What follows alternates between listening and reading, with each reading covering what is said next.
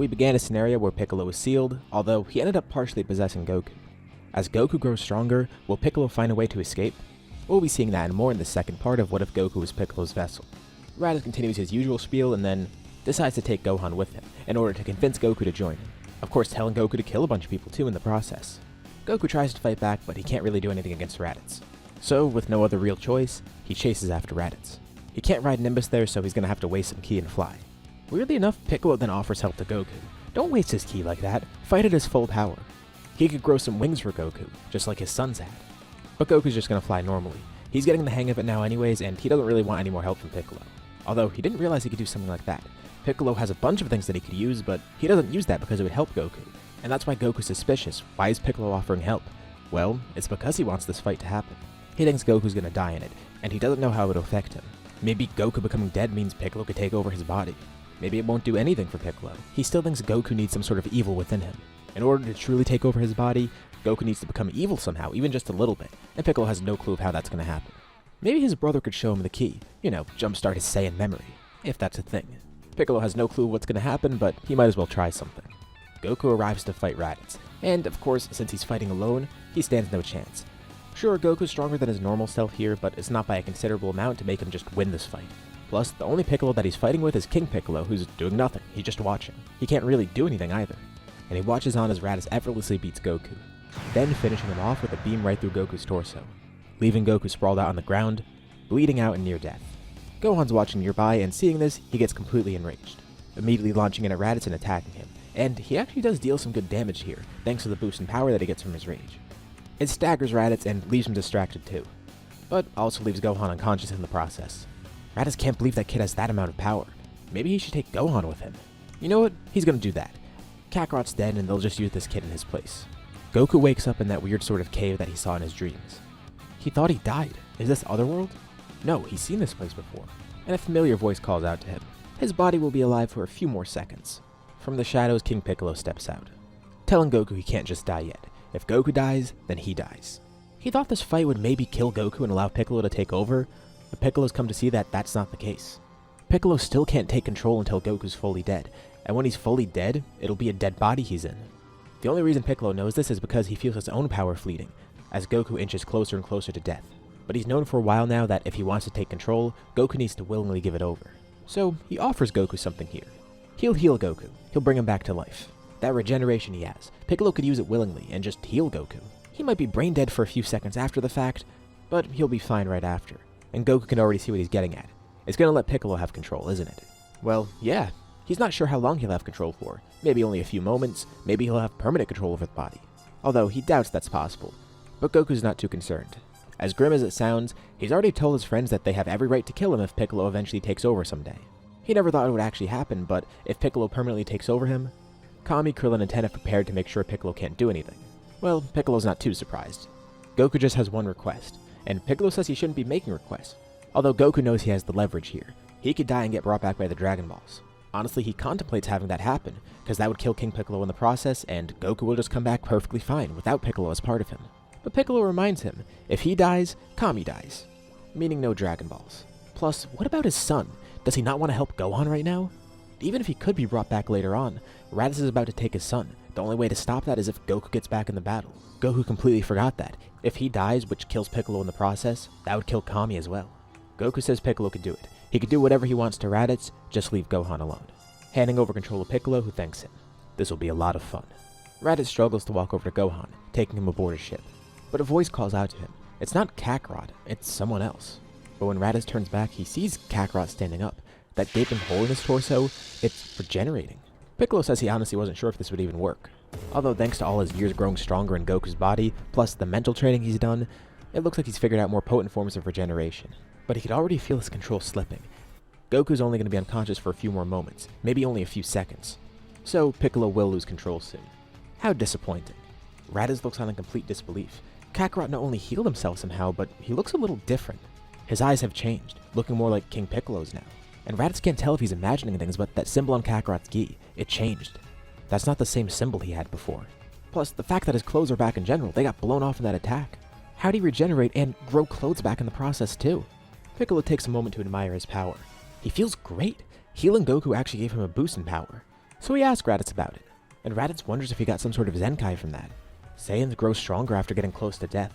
This is great. If they have Kakarot in their ranks, he's going to be a regenerating Saiyan. He could exploit Zenkais. Imagine how potent that'll be. That explains it. Piccolo immediately goes in to fight Raditz. Thanks to the boost in power Goku got, plus the fact that Raditz already got weakened by Gohan, the fight is somewhat even. The first thing Piccolo does is immediately go for the tail. Raditz feels a sharp pain coursing through him. Does Kakarot have claws now? That's what it feels like. Piccolo drives his claws into Raditz's tail. This temporarily paralyzes him. It makes sense that it's a weak spot, but no, he's going to rip it off, yanking the tail out with one hand and then chopping it off with the other. Raditz screams in pain and falls to the ground. Especially because his tail isn't trained at the moment, it's incredibly painful and leaves him vulnerable.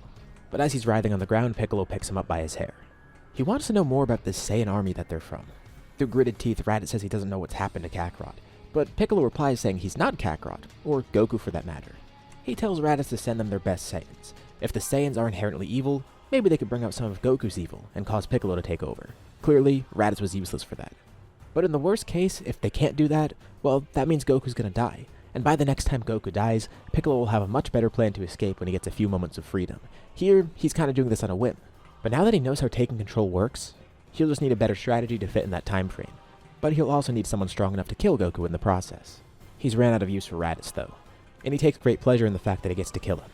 With one swoop, he decapitates Raditz, and launches a bunch of lasers from his arm, destroying what's left of him and leaving him in a crater, finishing the fight. It's been so long since he's had freedom, so long since he got to kill someone like that. And he's so much stronger than his previous self. It's not just due to Goku's boost in power. It seems that when Piccolo takes over, Goku gets an extra boost on top of that. Of course, the Scouter's been recording everything. This is all related to Vegeta and Nappa. A lot of weird things happen on that planet. When Kakarot started fighting, his power was about 600. Naturally, he lost to Raditz. But then his kid's power boosted exponentially when he attacked Raditz. And then after that, Kakarot healed somehow.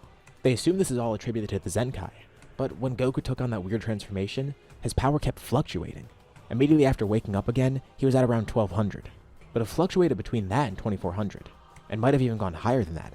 Piccolo doesn't have full control over the body, so that's why it kept fluctuating. And part of that was due to the Zenkai. And because Piccolo doesn't have full control, he could feel himself losing his consciousness. He only has a few seconds left. Can he spit up an egg? He tries to, but it doesn't seem like he can. Okay, he has some of his abilities, but clearly not the same reproductive organs. Oh yeah, he forgot about that fact. Gross. Plus, even if he had time to grow the organs capable of doing that and spit up an egg, that would leave him vulnerable as his reincarnation, because his consciousness would go into that egg, and they could just destroy it. He also looks over at Gohan, who's still unconscious. Maybe he could swap into Gohan's body somehow and incarnate within him. Gohan's also pure of heart, but his seal should be weaker due to his weaker body. But he falls to one knee, his control slipping. It almost feels like he's about to fall asleep, but he chuckles looking at Gohan. He can't wait to see what he's capable of. And then, all four of his eyes close. When his regular eyes reopen, they're back to Goku's. He's regained consciousness and fully has control again. He didn't realize Piccolo could decide to heal him, or the fact that he grows that much stronger after getting healed. It would be really useful if he could use Piccolo's abilities for himself without needing his help. He's known about the regeneration part, but has never been able to do it like that. He'll have to work on that further. He also saw everything too, so he knows what Piccolo tried to do and what he actually accomplished. The others eventually arrive, with Krillin and Tien asking Goku what happened, so he explains everything. They can see Raditz nearby, lifeless and mangled, which really supports what happened because that's not how Goku would finish an opponent. That's just gruesome. Krillin and Tien can also tell that Goku's grown a lot stronger, but he also mentions the fact that Piccolo taking over gives him more power too, which really goes to show how strong Piccolo's grown within Goku, although he clearly doesn't have enough control, but it seems he's multiple times stronger than Goku. Of course, the Saiyans are interested in Kakarot now, so they go to Earth, not only because of Kakarot's power, but because of his hybrid Saiyan son. Although imagine how powerful Kakarot could be as part of their ranks. He could exploit Zenkais to no end. Sure, they have healing devices too, but his regeneration is way better. They could tame that power, they could make him the ultimate warrior, and they could make sure he's loyal to them. Even if he does get stronger when that weird side of him takes over, they're strong enough to stop that. Plus, that evil side of him, whatever it is, could be useful. He was conversing with Raditz after all, and it did sound like he wanted to join. They could use that to their advantage, and that way they could overcome his weak-natured side. Of course, everyone on Earth knows the Saiyans are about to arrive, so they do the same training as normal. Chaozu, Yamcha, and Gohan train with Kami. Gohan's there because first of all he shows promise, but also Gohan should be able to defend himself. It seems like he's going to be a target of the Saiyans, but mainly Kami is concerned. What if he somehow is a vessel for Piccolo too? He knows that Piccolo contemplated doing something with Gohan, possibly using him to reincarnate. Is Gohan already compromised? Is he at risk? Is there even a little bit of Piccolo within him? Kami has no clue. The only way to find out is to get to know Gohan better and make sure he can fight. As for Goku, Tien, and Krillin, they go to King Kai. King Kai mainly wanted to see Goku, but the other two come along because it doesn't hurt to have them train as well. Normally King Kai wouldn't do this, but he's doing this because first of all the Saiyans are a threat, and he doesn't know if Frieza will eventually find Goku. But also, Goku might be a threat. If Piccolo ever takes over again, he really wants to figure out how Piccolo works within Goku.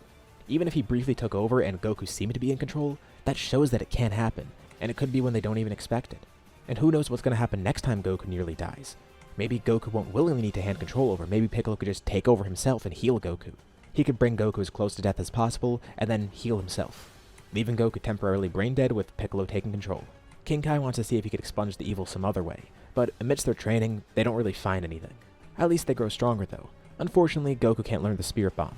Even with Piccolo's evil being suppressed, the fact that there's evil in his heart at all, it means he can't use it. Which is a shame, but at least he could use Kaioken. But King Kai tells him to be really careful. If he uses Kaioken too much, it could destroy his body to the point where Piccolo would take over. A year passes and the Saiyans arrive on Earth. It's the same crew as normal against the Saiyans, except no Piccolo. The regular Piccolo, not King Piccolo. And Goku's not late. He's actually there in time, with Krillin and Tien as well, since they thought to leave earlier. Nappa plants Cybermen and the whole group takes them on. But Nappa pulls Goku aside. He wants to get that evil in him to come out. No matter what it's going to take, he'll be sure to draw that out. He wants to see Kakarot. Goku begins fighting him, and Nappa pushes further. What made him like this? Is it a split personality or something? Goku says that it's not Kakarot. Kakarot's dead as far as he's concerned. He's just Goku. But Nappa knows that's a lie. They heard everything on the scouter, and those marks on his face. He's clearly not a regular Saiyan anymore. And he can sense that evil within him. It's vague, but it's there. Piccolo then makes a mouth on Goku's face, telling Nappa to shut up. He's getting pretty annoying. This serves to anger Nappa, thinking it's Goku talking, so he starts fighting more seriously, although Goku ends up defeating him pretty easily, pretty much at the same time that all the Cybermen are defeated. With Nappa unconscious and defeated, Vegeta then steps up and kills him. Clearly he doesn't know what he's doing, and he's pretty useless as a warrior. Now it's his chance to see what Kakarot's capable of. He'll draw that evil out of him. He'll make him into the Saiyan warrior that could defeat anyone. Besides him, of course. And with that, we leave off here for now. What'd you guys think about this part? What's going to happen next? Leave your thoughts and ideas in the comments below. I'd love to see what you guys think. As usual, be sure to drop a like and subscribe if you haven't already. It really does help out the channel, and it shows me you want to see more videos like this. Anyways, thank you all for watching, and I'll see you all in my next video.